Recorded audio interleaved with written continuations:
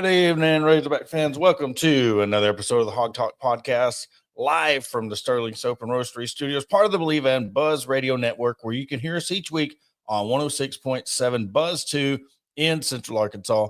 All live shows are presented to you by Arkansas Brewing Company in downtown Ozark. I am Porter Hayes. Alongside me, as always, is Adam Hall. And tonight's show, we'll go over the Texas game. We'll coach, no coach, 48 hours, media fighting with media. We'll talk about all that stuff and more, and a little bit of basketball. But, I mean, Adam, I don't know. Where do you want to start? Do you want to start with the beatdown in Austin, or the beatdown with the media and the fans and growing weary that everybody's saying the same thing? Coach, 48 hours, but it's down to a list of 4. Then you got people writing articles on each and every coach, spamming. I don't know. I think the fans, though, are weary and growing tired of the news, and they're just ready to get it over with. Well, I mean, it's one of those things. Let's hear the news. There's not any news right now. Let me ask you a question. I'll get, because it's going to go with it. What are you more ready for? The season to be over with, or the coach being named? At this point, the coach being named. Because I already know what the inevitable of the end of this season is, and it's 2-10. And I said that weeks ago that 2-10 is incoming. But at this point, at this juncture, I am just ready for this saga to end, so that we can either. Here's the thing: no matter who the hire is, if you're not going to get Nick Saban, somebody's going to be disappointed. Yeah. So it's one of those things that no matter who comes in, you're going to have people that are complaining, that are upset, that think we should have gone with this person or should have gone with that person. And there's going to be unhappy people. I know that there was a lot, when we touched on it with James Franklin and Virginia Tech, and Arkansas whiffed on this and that. And, it's one of those things. People believe a lot of like the troll posts that Arkansas completely botched the presentation and the whatever. That came from one post of a trollish account, and people took a screenshot and start sharing it. And that's the story everybody wanted to go. People didn't want to look into that. One of the key factors in James Franklin going to Virginia Tech was the proximity to healthcare and research for sickle cell anemia, which his daughter has. So that played a big part in a lot of that. I look at right now, let's see what name. I mean, let's just run through, and this is just off the top of your head. Let's run through all the names, literally, just in the past 2 to 3 days that you have heard. Summerall, Silverfield, Golish, Campbell, Dabo, Womack now, Campbell, 7. And then, of course, there's still people that want Bobby. There's people, Dillingham. He's kind. I'm just going right here. Another one. Mm-hmm. I mean, it's to the point to, if the media is saying, hey, we're close to a hire, but it could be these 4 names. I'm still under the assumption it's none of them. I'm still under the assumption that these people are hearing that there is a hire, but they're not telling them who. And I was on a page, and this is what's crazy, Adam. Mm-hmm. You've got your little Sports Illustrated. You've got all these things that are coming out saying it could be these people. I learned more on a 30-minute Spaces from a guy in Massachusetts. Mm-hmm. Sorry if I butchered the pronunciation of that name. Because there was people in the Spaces that was giving out information of where they were going, and that was the first thing they led with. Mm-hmm. Everybody wants to say Arkansas whiffed and this on James Franklin. They had the resources and medical and the family stuff. I mean, we first heard about it was family, but to hear more details, there was people in there that was giving information. There was a guy from Arkansas State that was giving information that was connecting, the dots on who's really behind the hiring. Hunter Yurchek's name was not listed in that. There was a guy, he works for ESPN. He happened to be an Arkansas alum, and his wife's a Clemson fan. And he was like, I hope it's not Dabo. And then, I chimed in was my worry is if it is Dabo, they better have some coordinators. And if they're going to give him the money, I don't think you can afford the coordinators if you're going to have to pay him what he thinks he deserves. And could you imagine Dabo coming in on an 0-3 start and having to face the Arkansas media? He wouldn't be able to handle it. They would eat his lunch. So there's a lot of things that you got to come into, in style of play. There's a lot of things.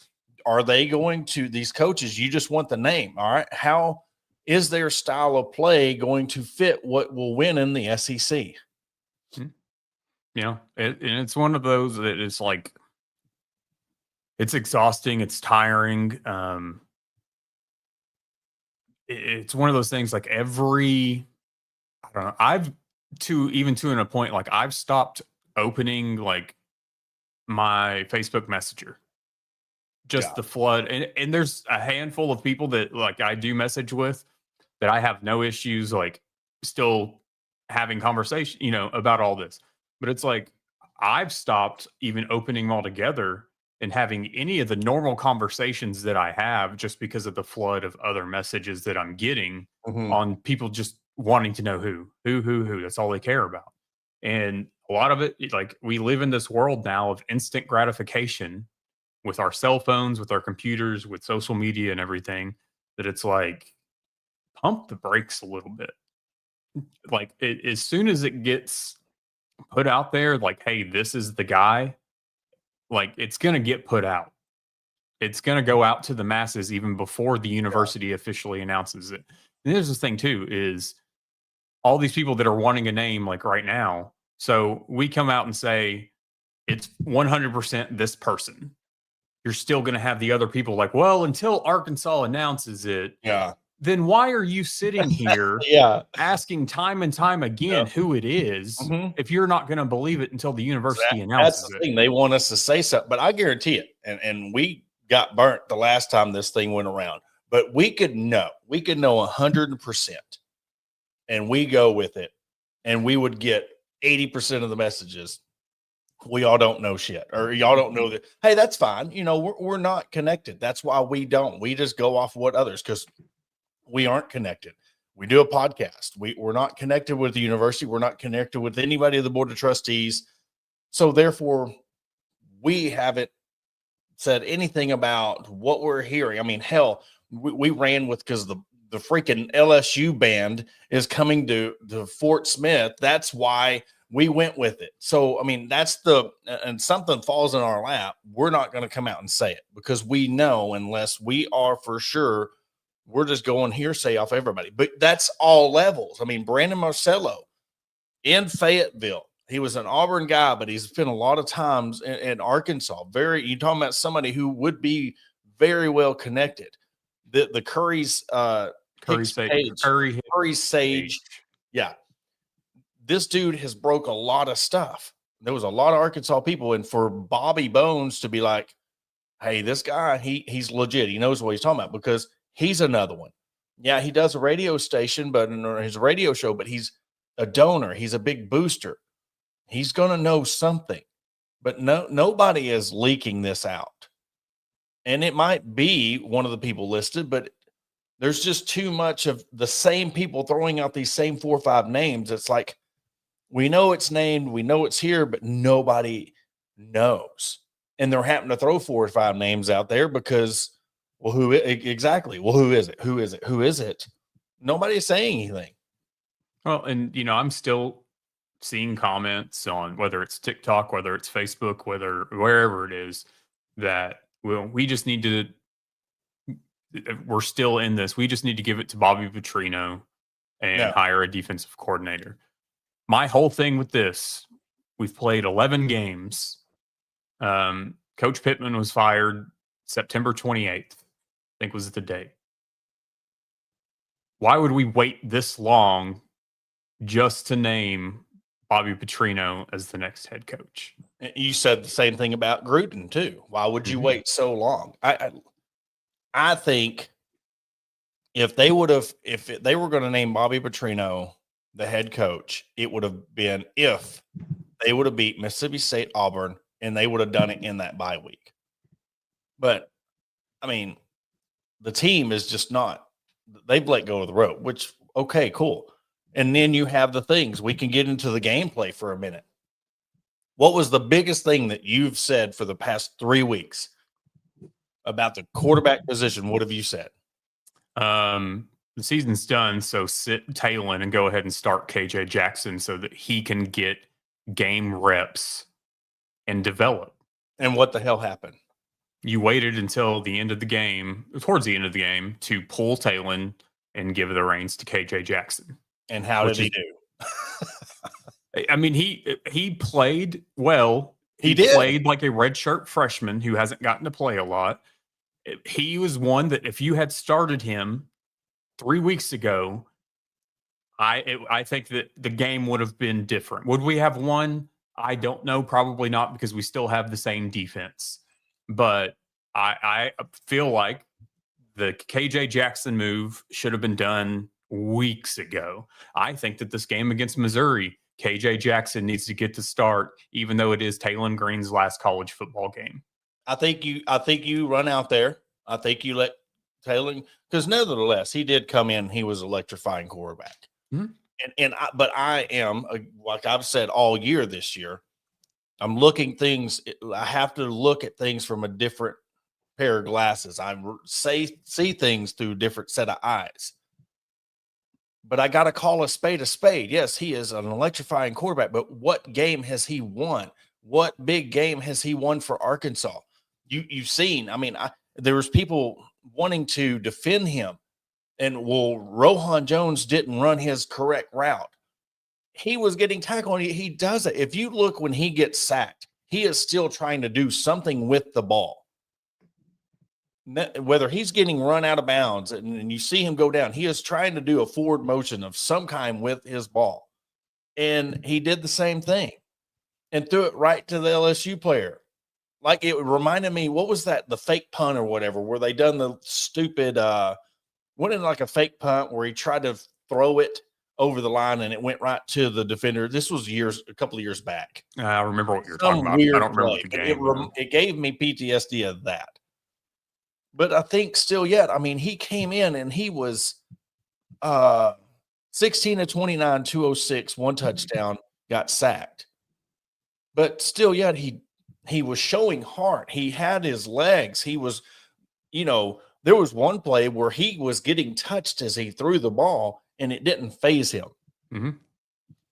Why not give him a shot? What are you going to lose? You're freaking 2-9, 0-7. What are you going to lose? And clearly, Talon's going off on the sidelines, holding his hamstring. That's why Bobby should get the job. Because you need to, if you really want to take this team in the next direction and build on this team, give him the trust, because guess what? He had a game like that with one game left. You hurt him more and you hurt the program more, because everybody knows he should have been in there sooner. So guess what? Oh, now I go in. Now I ball out. You didn't have the trust in me when he was hurt. Why should I stay at Arkansas now? He's going to audition now. Missouri's going to be an audition tape, and he's going to go, and rightfully so, because you don't know who's going to be your quarterback and what coach wants to come in and what are they going to go with. I think he did more of a disservice I think Bobby did more hurt to this program than he did good. The only thing he did good was come back and get the program excited for one game. I mean, yesterday you felt decent at halftime. Yeah. And, I didn't like Texas getting, the ball back to start the second half, but, that happens. And then the wheels came off. Mm-hmm. You're down 18 at one point, and then it was ugly. It got ugly quick. I don't know. I mean, I'm not shocked by yesterday's outcome. It's just something that a lot of us have been asking for weeks was, KJ Jackson, and it took till the third quarter of yesterday's game to put him in. It's all around. It was poorly handled. This whole season's been poorly handled from top to bottom. So I'm ready to move on of the season, of the coaching staff. Um, and let's get the change that we've all been clamoring for really since 2023 or the end of 2023. So we'll see what happens. You know, the names being thrown out, you know, we ran through 7 or 8 of them. Yeah. Is what Pete Thamel threw out there smoke screens like we saw in the comments? I don't know. I don't know if you're Arkansas at this point. I don't think you're in a position to throw out smoke screens, to be completely honest. I think you lost that quite a while ago. So it's I think there's going to be a lot of unhappy people with no matter the hire. Here's my thing: is if you can get a halfway decent, halfway competent coach, no matter what side of the ball is what's their specialty, doesn't matter, whatever. If you get a halfway decent, competent coach with the NIL that they've talked about, they can succeed more so than we have seen in the last 10 years, 10 plus years. I think that that's going to be the key, is get somebody who knows what the hell they're doing when it comes to coaching a football team, and you give them the means of NIL, because we've all heard that they're going to contribute 2 to 3 times what this year's roster was, which is 16 million. So 32 to 48. So we'll just call it 40 million. If you're going to contribute that to NIL, that's what this coach is going to have to work with. If you get a halfway decent coach, you will have more success than we've had in the past decade. So at this point, I'm not going to sit there and be disappointed or upset or hate on whoever gets hired at this point, because it's ultimately going to fall back on the athletic director and the NIL, whether or not the next coach of the University of Arkansas has success.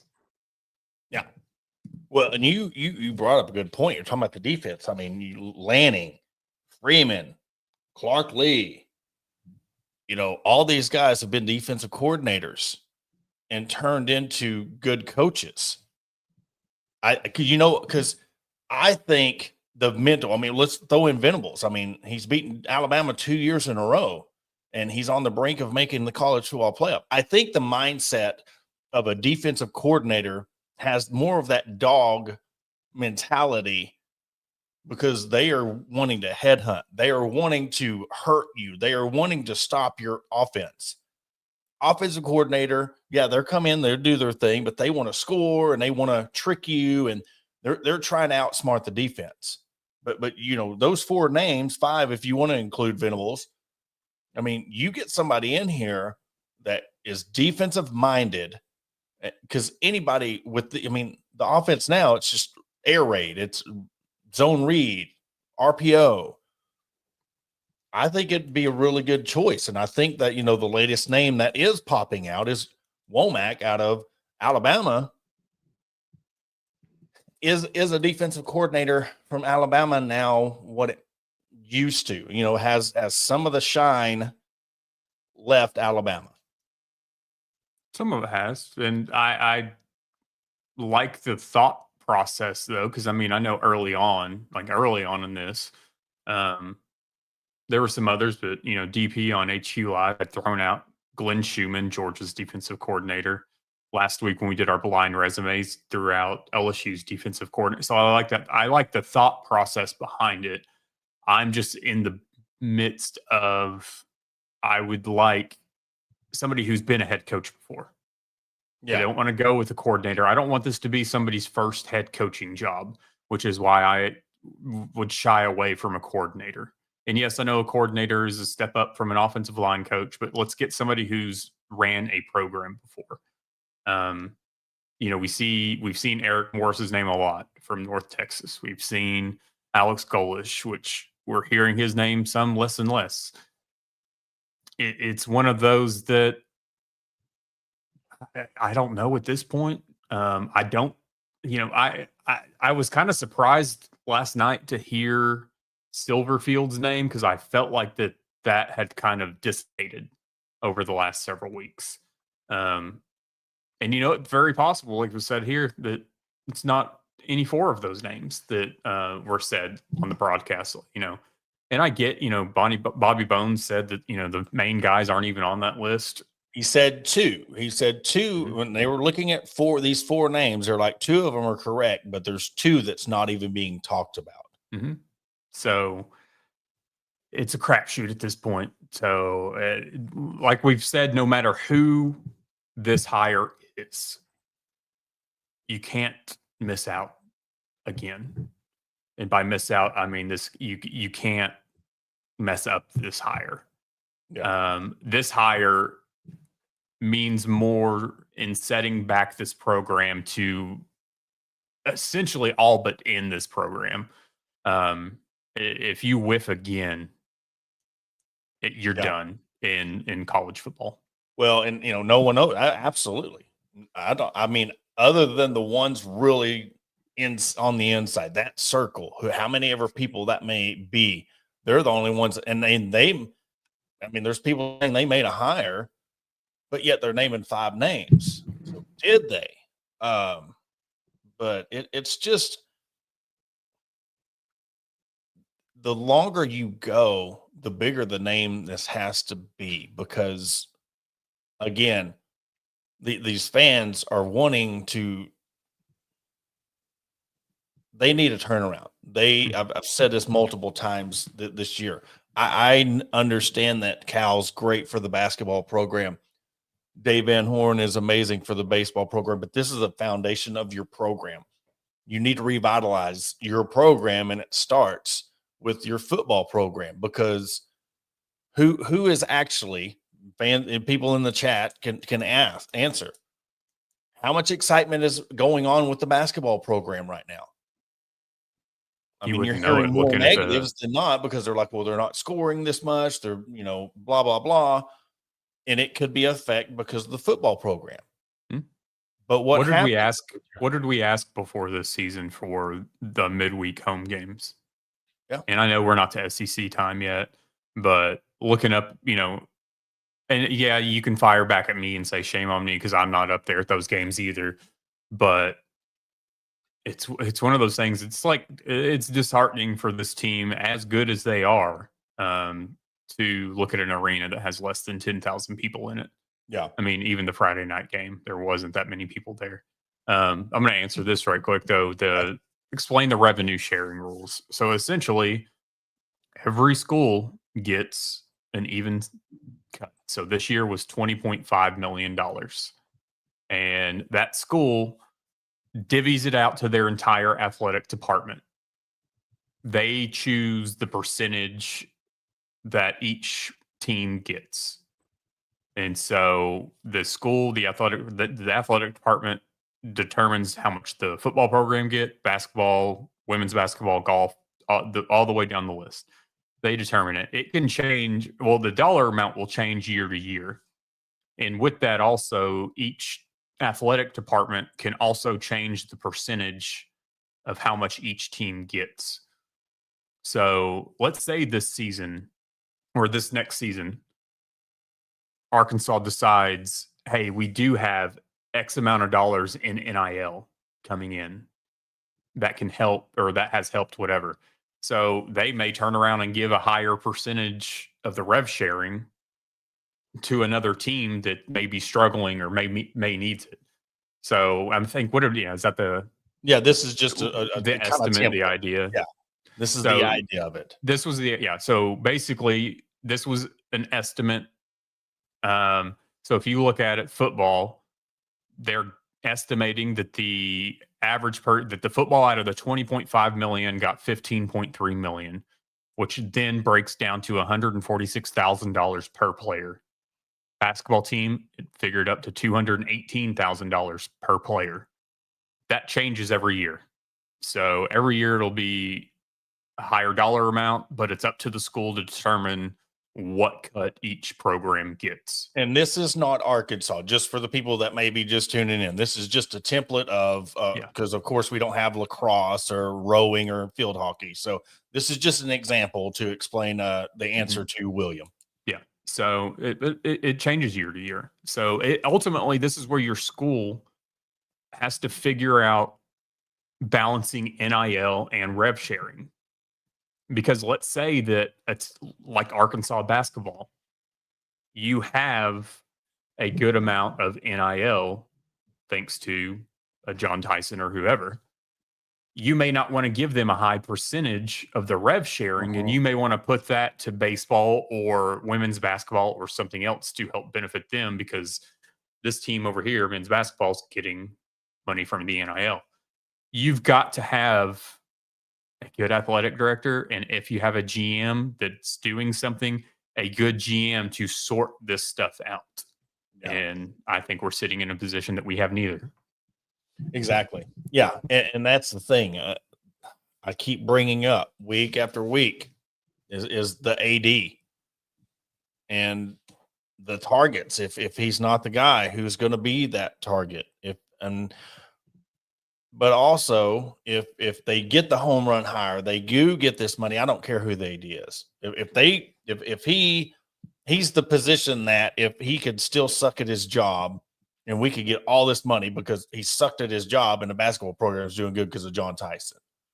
He's kind of robbing University of Arkansas out of money because he's not doing his job. He's not, if he's outsourcing everything.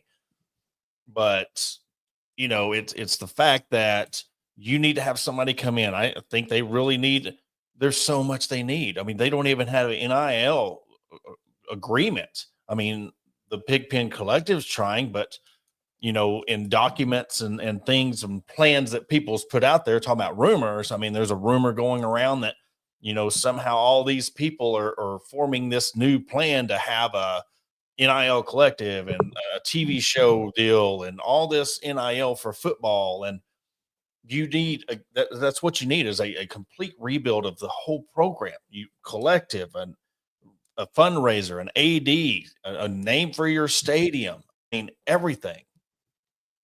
Derek, I'm not saying that he Yurachek buys himself more time. I think that he then dictates how he goes out, because I'm still in the mindset of Hunter Yurachek is buying himself time, building his resume with being the chair of the college football playoff. He's biding his time to move on. Whether it's another AD position, I still have heard that there's going to be permanent positions within the college football playoff when it expands next. I feel like that he is waiting for that to happen to get a permanent position on that whenever it does happen. And we're looking at, the 16 team expansion within the next few years. Now his contract was 26 or 27 that it runs out. So I kind of look at, he's just waiting. Now, if you come into next season with whoever you hire, and yes, you don't have a whole lot of time to work with, but at the same time, it's one of those that maybe he should exit next season. Mm-hmm. I think it's one of those things that he's going to be able to just wait till the end of the contract. I feel like was in the next either December of 26 or December of 27 is when it runs out. Yeah.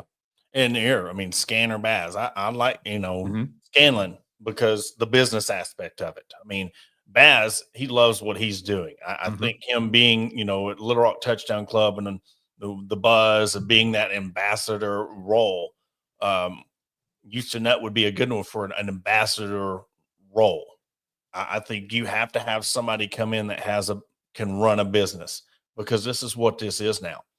Somebody who's NIL and can fundraise, can speak.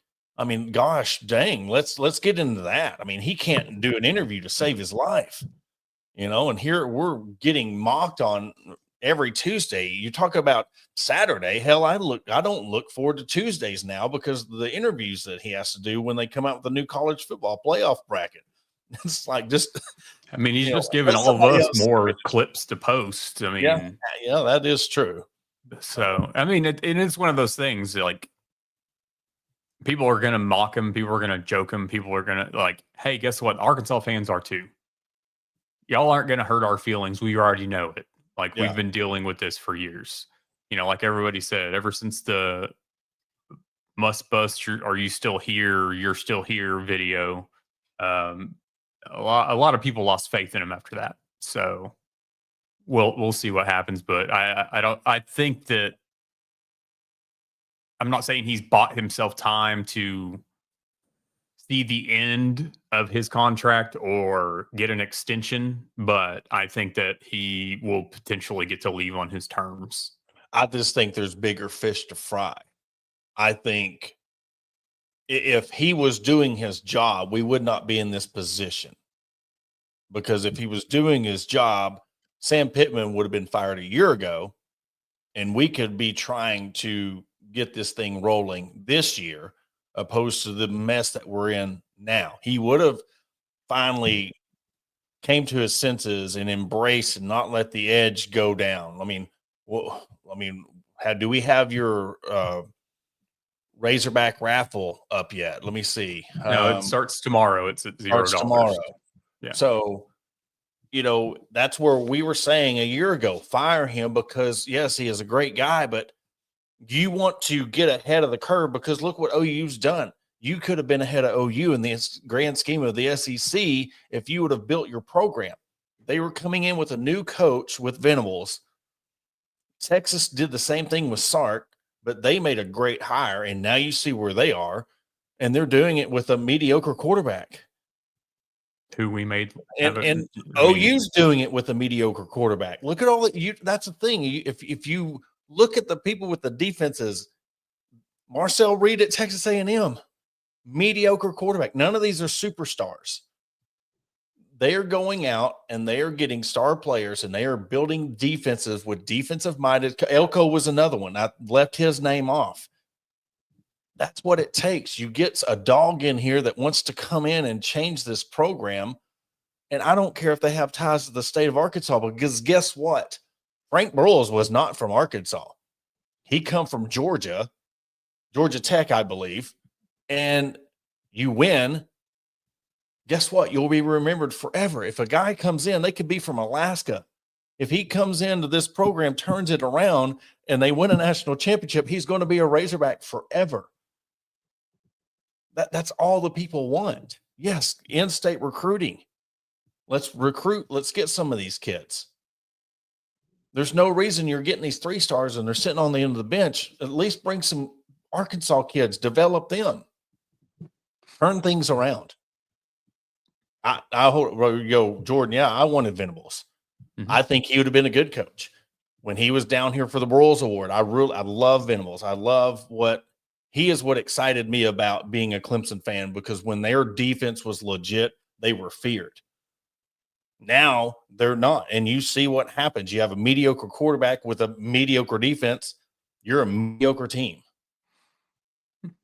We made Arch Manning look like a Heisman candidate yesterday. Yeah, exactly. But I told you and some other folks, like, he's about to have a career day, and that's what he had. But yeah, and we heard early on too, just going back to the rumors, the talk to whatever, that, it was Trey Biddy, I believe, on the walk and talk after the LSU game, that Yurachek was going after a defensive-minded coach. So it's one of those things. Is that where the Kane Womack thing started? Because I felt like that kind of came out just in the past couple of weeks. And then to hear like that Hunter Yurachek's interviewed 22 to 24 candidates over the last however long. Yeah. And that was one of the things that even Trey Biddy spoke on with James Franklin. That one thing that he did ask about was the stability within the Arkansas athletic department, which, yes, starts with Hunter Yurachek.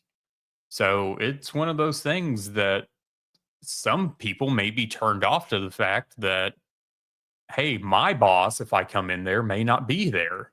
Then who am I going to work for? There's a whole can of worms with that whole scenario.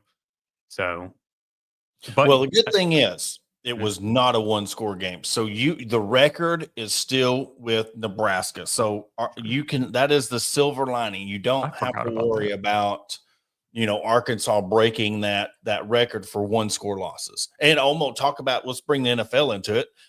The Chiefs were 0-5 this year in one-score losses, and automatically in my mind, I'm like, are they the Arkansas of the NFL? And then 2 minutes later, they come back and win the game. So I spoke it into existence. They got scared.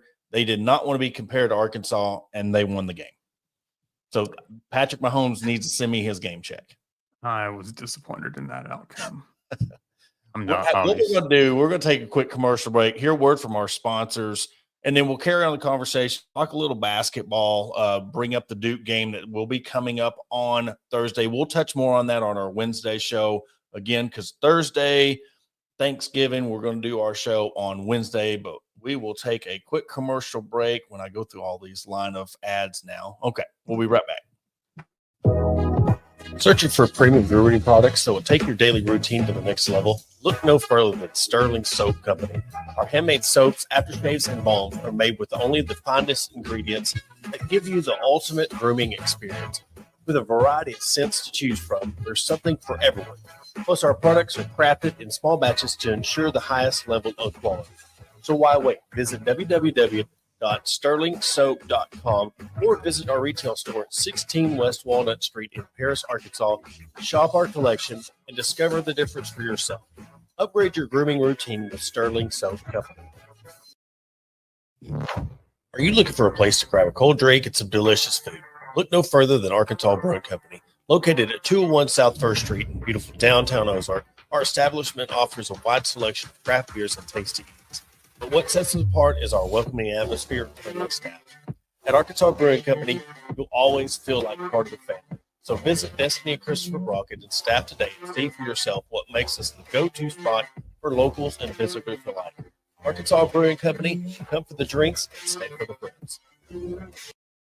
Attention DIYers and home improvement enthusiasts. Are you searching for the right tools and supplies to tackle your next project? Look no further than Mentor's Hardware Store. With locations in Ozark, Alma, and Clarksville, our vast selection of hardware and building materials is sure to have everything you need, whether you're fixing a leaky faucet or building a new deck.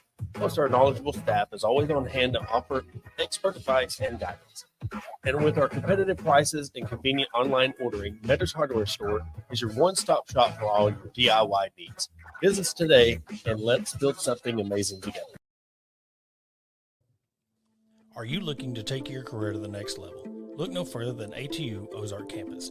As a 2-year satellite campus of Arkansas Tech University, we're dedicated to a quality workforce education, industry partnerships for in-demand jobs, and tailored paths for success.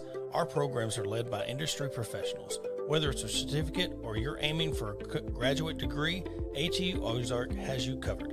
Visit our website at www.atu.edu/Ozark or contact us at 479-667-2117. Your future begins here. Welcome to Ozark Area Chamber of Commerce, where our mission is simple: encourage, promote, and aid an enduring environment of shared economic opportunity and civic development for the Ozark, Arkansas area. Whether you're a local business owner or a resident, we've got something for you. Shop our unique local businesses, explore the beauty of Ozark, and savor local flavors and find cozy accommodations. Join us in building a stronger community. And to learn more, contact us at 479-667-2525. Remember, together we thrive. And welcome back to the Hog Talk podcast. Before we get rolling, we're going to throw up a little comments. And right here, Titan Pig, can't speak Arkansas into winning, though. I tried. I sacrificed for the sake of trying to be in first place in this pick 'em. I could have picked how I wanted to and been in first place this week if I wanted to. But I sacrificed and took Arkansas to try. I was on a little bit of heater, and I thought maybe if I pick Arkansas this week when nobody else did. So, Titan, I tried, dude. I tried. I mean, y'all better swing big if you want to come for the champ. And the champ is me because the belt is in my possession. So, right. Look, I rolled into third place and automatically got a taste of success. Well, we know that once we get to bowl season, and then playoff season in the NFL, like things could swing quickly. And we're all within reach of each other too. So Yeah. And this one right here to both questions, Durkins has Auburn's defense rolling. Yeah, but man, I don't know. I think it's going to have to be somebody that can come in and really change this thing around right here. Big Head. well, I mean, it's one of those that we don't even, Ole Miss puts out that statement on Kiffin that he'll say whatever after the Egg Bowl. A statement like that tells me that Lane Kiffin's leaving Ole Miss. I feel like I'll reveal my thoughts when I come back to join y'all on Hog HQ. that works. But then you had, whoever it was on 3 reporting off of a post from Ross Dellinger that Kiffin was getting like $95 million from LSU, and that's where he was going, and which I could see that. I didn't see a point, or I don't see why he would go to Florida. There's no benefit to going there, and LSU is a obviously bigger name. They get their own recruits, not just based on the coach. Plus, you add in a coach like Lane Kiffin. I mean, that would make more sense to me. Here's the funny thing, I guess. If you're Lane Kiffin, if you're Ole Miss, if you're a player on that team, if you're whatever, if you're a fan, it's very realistic that Ole Miss could end up in the national championship. You're going to announce after the Egg Bowl whether you're staying or so. Say you now announce that you're leaving, but then say you still make it to the national championship at Ole Miss. How's that going to go? All right, I can't help it. I was gonna wait. I was gonna wait, but I can't. I think he's trolling the hell out of everybody. Yeah. What started this whole thing? Freaking Will Weeks thought he'd take a video or a picture with his daughter, like he was flexing. What's happened to LSU since then? And you know what he did? He retweeted that and said, "Take the over." Like he is trolling. And I'll say this, for this guy to be trolling on that type of level and have his team in a position to go to the college football playoff and compete for a national championship, I think he's staying. I think this is a whole thing, because what do you want to do to look what he has. You're going to a 9-game season next year, SEC schedule. You've got LSU and Florida in your hands, eating out of your hands, thinking you're coming to one of those schools. So you're not searching for another coach right now. I mean, he's playing chess while everybody else is playing checkers. I mean, that's I think it is, and I wouldn't be surprised if he left, because guess what? What does he love to do? He loves to get on there on Finebaum and pick on him. He loves to troll on Finebaum. So all these national media, oh my God, for him to leave, I don't want to hear another thing about the portal. And then guess what? He stays. All these people with egg on their face now because they're just so sure he's leaving. I think he's staying. I could totally see that. I mean, obviously, I like the pettiness within him. You got it. I mean, that you got to admire that. If he stays, I think if he stays, Adam, you need to put a picture of Lane Kiffin behind you as the grandmaster troll, a petty troll. I think that should be.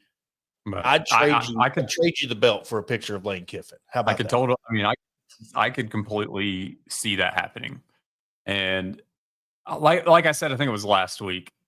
To me, Lane Kiffin's future path leads to Alabama, to him coaching as head coach in Tuscaloosa. Yeah. And you know what? I wouldn't be mad at that, because you know what? That is the pinnacle. And, you know, he was a coordinator there and he left. I mean, that is I don't care what happens. Look, there's blue bloods, and I know Notre Dame falls off the wagon there. They haven't done anything since '88, but you know, if you're a college football fan, if you've loved college football for 30, 40 years, Notre Dame's one of those schools. Alabama is one of those schools. USC is one of those schools. I mean, it's just the fact of the nostalgia and the history. Throw the recent success, and I mean, you look at going into Notre Dame Stadium, going to Alabama, and being the coach. I mean, yeah, I wouldn't be mad at that, but I think he is staying because why would you go to LSU or Florida now, knowing the heat's already on DeBoer, and he's not going to live up to the success, so he might be there 1 or 2 years, and then you stay where you're at, get your contract, and then you go to Bama. I think that's where that's his end game is Tuscaloosa. So I could totally see him staying at Ole. I thought he was going to stay in Ole Miss this whole time. Yeah. I never thought for a second Florida was an actual thing. And I thought that LSU, if it was anyone, it would be LSU if he was going to leave. But either way, it'll be interesting to see what the other schools do after next Saturday. And that's why I think that if you're Arkansas, you just need to go ahead and get this announcement over with. Yeah. And, whether it's done in the next 24 to 48 hours, so be it. It's that time of year. Obviously, we've been seeing the gifts are going to be coming out full force. So we'll see what happens in the next 2 days. You imagine if it was drink. I've already said I would not watch another Arkansas Razorback coming. No. Yeah, I would not watch another Arkansas Razorback football game if Eli Drinkwitz came to Arkansas as a head coach. That would, I mean, you're talking about announcing this week. Wouldn't that be some crazy stuff?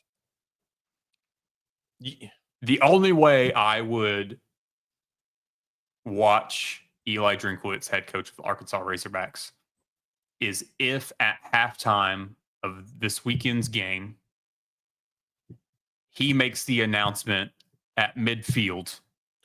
Hogan going heel.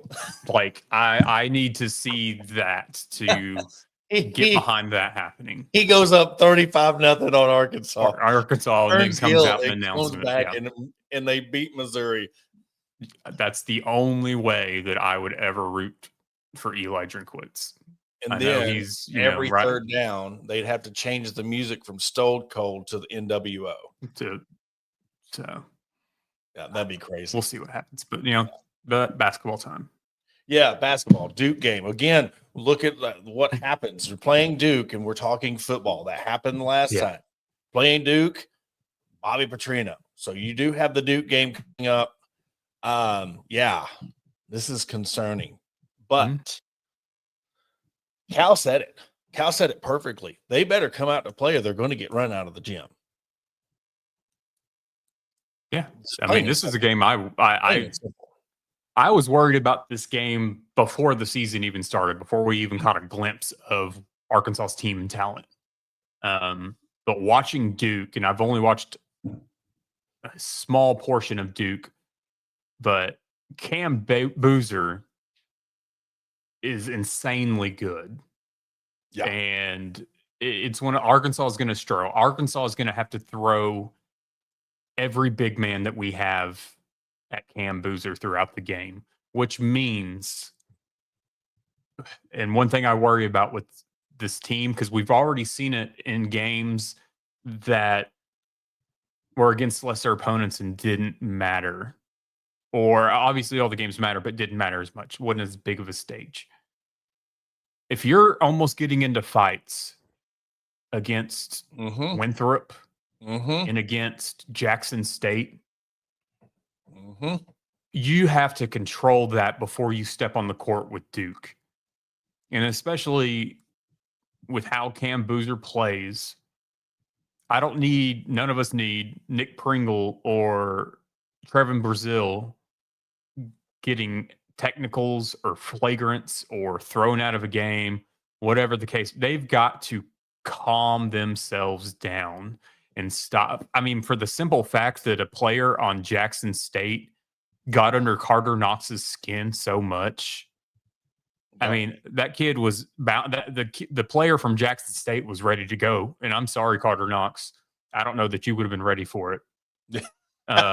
Just in the grand scheme of things. Yeah. And that's not a shot at him, but the kid from Jackson State was ready to go.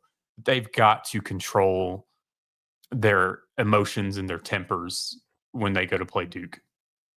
Yeah, it can be one of those where either you come and play, and this is, look, I don't care if they're freshmen. You know, you're putting 4 McDonald's All-Americans out on the floor. Like you're talking about now you're wanting to sit at the big boy table. You're wanting to play with the big boys. Duke is the head of the big boy table. I mean, Kentucky, I mean, whoever, you know, you could throw, I'm talking about, you know, just, it's kind of like my talk about the football, you know, Kentucky and Duke, and you can put UConn in there.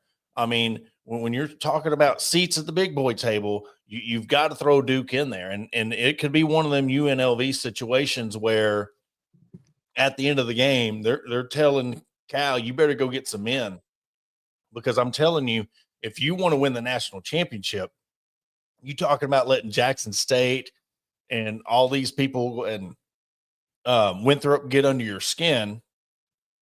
What's going to happen when you get bodied? What happened? I mean, look at the past when Musselman was here.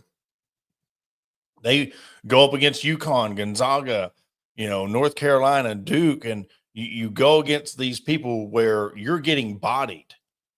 Baylor was another one where you just get destroyed down low, and you can't have that. So this is going to be a big test. I'm not saying Arkansas is going to necessarily lose, but they're going to have to bring their A game. This is one of those, you go back to the Illinois game last year. There's something about these neutral site games. Arkansas has got to learn how to play an A+ game, because that's what you're going to be doing come tournament time. You're going to be playing in these neutral games, probably at 2:30 on a Thursday. You know, you've got to get ready for this. And Cal has set this schedule up. You're talking about Winthrop's going to be a good team. They have a chance to be in the tournament. That was not a slouch team. Jackson State, they just run all over them. But don't sleep on Winthrop. That could be a team that can win their conference and make a tournament run. But they better be ready. I feel sorry for Jackson State, and shout out to them for, you know, at least like putting up the effort, because your losses are close to now 45 points is your average loss at this. I mean, it takes a lot to get out there and suit up for, you know, especially at a school like Jackson State, where, you know, there's not NIL. And I mean, we heard all of that from when Dion was there. So it's tough. But no, Thursday, you have to bring your A game. And maybe we'll be surprised that Duke doesn't bring their A game. You know, crazier things have happened. Yeah. I think, but, you know, this non-conference schedule is exactly what Coach Calipari wanted, to see where this team was at, to beat them up a little bit before they get to SEC time. And I mean, I think in it right after Duke, they have Louisville. Yeah. I think so. That's something that you're turning right back around for the, what is it, the SEC ACC Challenge? Yeah, you've got Louisville on December 3rd. So quick turnaround. Yeah, and then you've got a game against Fresno State, and then you turn right back around against Texas Tech. And then you turn, you know, then you got Queens, then you turn right around and play Houston. So you've got a rough month of December, really starting Thanksgiving through New Year's. You're going to have some games to really find out how mentally tough. Earn your pay. I mean, we're about to find out how mentally tough and physically tough this team is over the next month and a half. I just see this true as a turning point in the program. Cal's going to start running the basketball team like Colby Hale runs the soccer program. You're going to come to Arkansas. This is what we expect of you. If you're wanting them, you know, 500, 600, 700,000 to come play for 6 months and then go to the NBA, you better be ready, because look who we're playing. And you need to be using these games that are lower competition. You need to be executing what you need to do to win. Now, Jackson State, I'll throw that anomaly out there, because there was, you know, that's one of those games where in the third quarter, you're just having fun. It's hard to stay locked in on a game like that. But I'm talking about Winthrop, Michigan State, all these other games that you play. this is going to be your life now at Arkansas. If you come to Arkansas, you're going to be playing because other programs are doing it now. Arkansas is not the one just leading the charge on this. Like we said, all Elite Eight teams are playing schedules like this. Mm-hmm.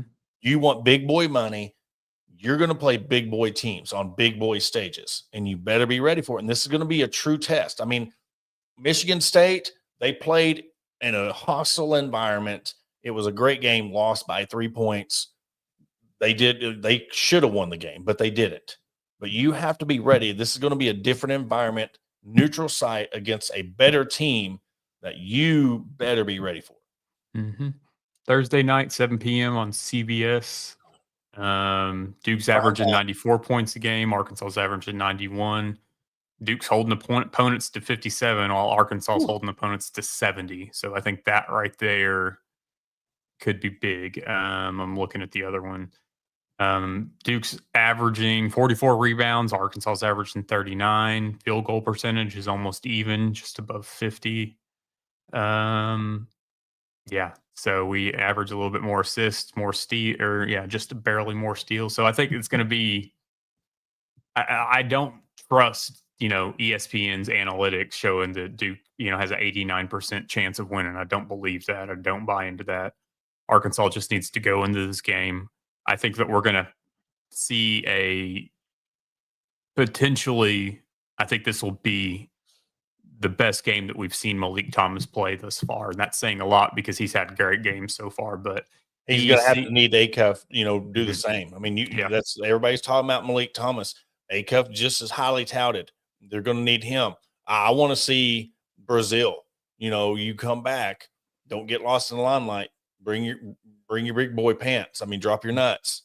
I just have a feeling it's going to be a war, and either you're going to get demolished or you're going to be ready for the challenge. Because if you win that game, that is going to help swing that momentum of, all right, we are what we are advertised as.